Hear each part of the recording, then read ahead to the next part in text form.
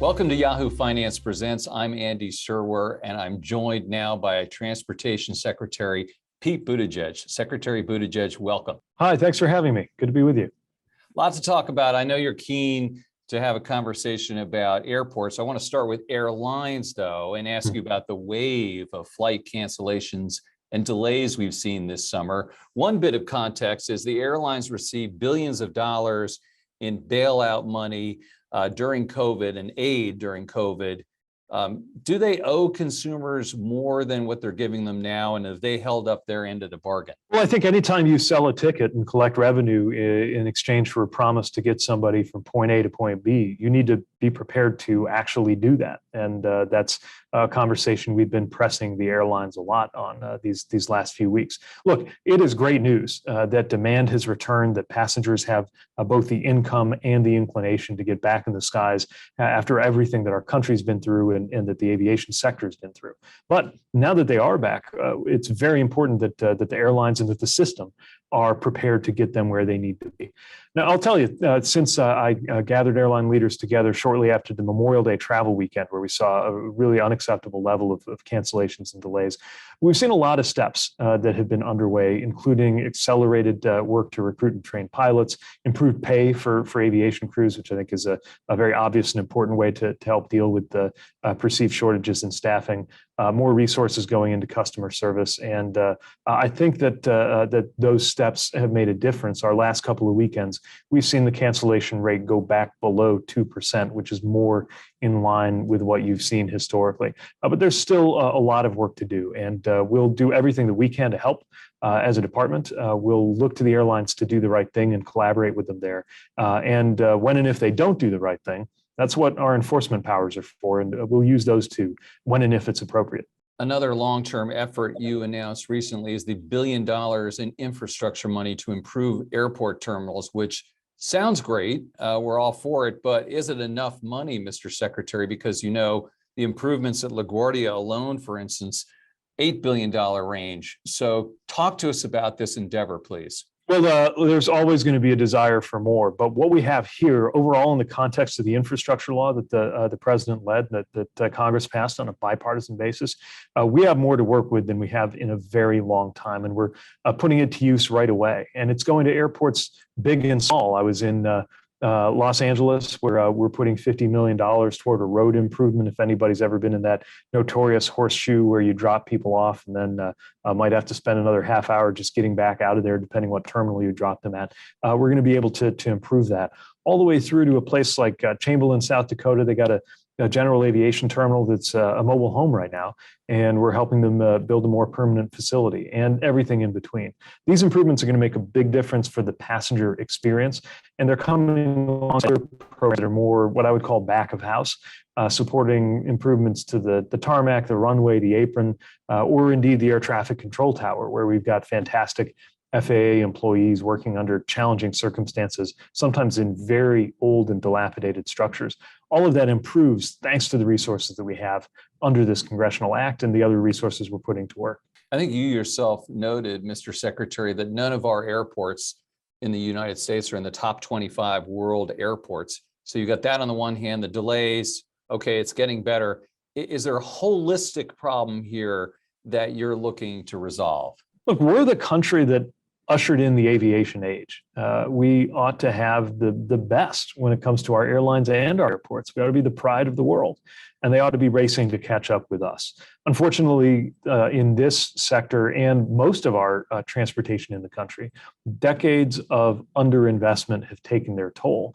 But now we're in a position to change that. And after spending so much of last year making the case for more infrastructure dollars, now we're out there putting them to work. And the other thing that's really exciting about this is that even while it takes a while sometimes for the project to be completed, the terminal to be finished, the upgrade to be done, right away, you're seeing the job opportunities associated with that. I was just with a group of apprentices who were brought in, trained in the building trades, and they know because of all this airport and other work up ahead that they not only have a job they're working at the moment, but a whole career ahead of them in good paying work. And we're excited about what that means too. Another facet of transportation, let's move on to gas, EVs, cars, gas prices. We've had 35 days now of declines. Your colleague at the State Department Amos Hochstein, recently said gas could go below $4 a gallon on average. Do you agree? Yeah, we're seeing it below $4 in many, I think in most states now. So it's gone down markedly. It's still high though. We're under no illusions about the pain that everybody is feeling at the pump. That's why we're continuing to work to do what we can, being realistic, of course, about how much this is under the control of any American policymaker. But there are steps you can take, a lot of steps the president has taken. And then for the long run, making sure we double down on domestic clean energy production. I think the president's being about that right now, and creating more options for families and for drivers by making it cheaper and easier to have an EV. Yeah, let's talk about EVs because you're overseeing the effort to have 500,000 public EV charging stations around the country by 2030. How's that going from the government side and also with a public-private partnership? Are you confident that the overall EV sector is on pace to shoulder the load as more and more people switch over from internal combustion engines? We're hard at work on this, and we are confident that America is up to the task, but it's going to take a lot. And we're talking about major changes in the infrastructure required to support vehicles. And the infrastructure that came about over decades for gas vehicles is we just don't have time to do it at that organic pace, which is why we're making the investments that we're making right now to get to the president's goal of 500,000 chargers by the end of this decade. As you mentioned, it's a public-private partnership. We're not envisioning most or even many of these being government-owned and operated chargers, but we do see a lot of areas where it's not yet profitable to have a charger put in by the private sector penciling out, or we need to make sure that we buy down the difference to support a nationwide network so that you're always confident when you go on a road trip that you can get a charge when you need it. We are within days of the deadline for states to deliver their plans state by state for how they're going to use the first year's worth of formula funding. We got $1 billion headed their way. And I'm really interested to see what the states are going to come up with, because in all humility, even though we've got a lot of expertise, we've teamed up with the Department of Energy for a lot of best practices. We're setting the standards for EV chargers. No one really knows a perfect solution on this. And I think each state's going to come with a slightly different approach, and we're going to learn a lot from that as we go. Speaking of states, my understanding is that you are now a resident of the state of Michigan, which is the home of the American auto industry. And just curious, when you think, Mr. Secretary, new car sales for EVs is going to exceed that of gas engines?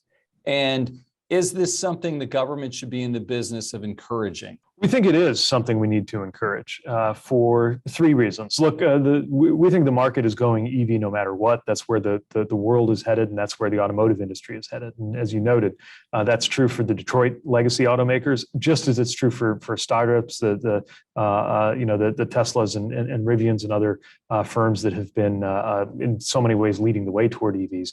So it's very interesting to see, relatively new companies that specialize in this, and some of the most storied names in U.S. automotive sector, the big three out of Detroit, all moving in this direction.